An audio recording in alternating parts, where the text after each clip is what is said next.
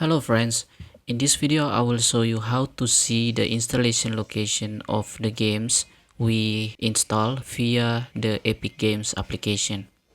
So the first way is to open the Epic Games application, then click on the library section to see list of games installed on your PC. And you can press the three dot symbol at the bottom right corner of the games that you will see the installation folder, and then click manage. In the manage section where there will be an installation, you can click at the folder symbol in the installation section.